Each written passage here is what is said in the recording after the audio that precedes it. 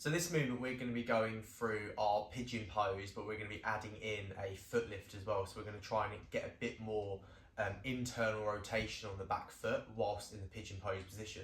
So this is a really great movement for, again, increasing internal, but also trying to challenge adding like a bit of resistance, but it's only your own body weight. So what we want to be starting with is getting into our pigeon pose, right? So from here, we're just going to rock the legs over to the side. So what we're looking for here, and what I look for the most of the time, is nice and upright.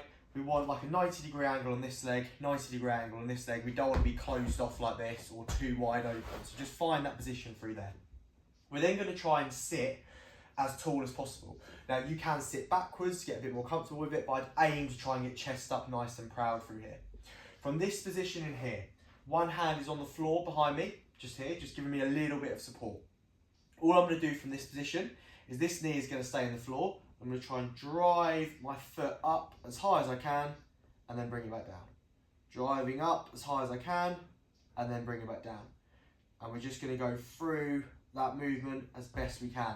We're really going to start to feel a bit of like glute med trying to work through here as well. Should get really, really tight.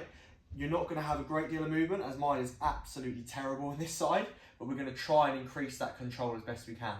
We then change over, we do the exact same on the other side. So we get nice and tall, we check this 90-90 position.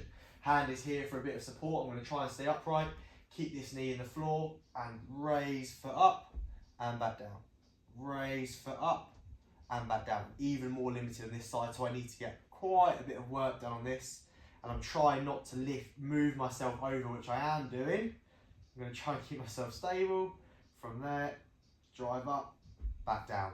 The goal here is, again, to try and increase range of motion, get as much out of as we can, without that moving and rocking, which I started to do on that last rep.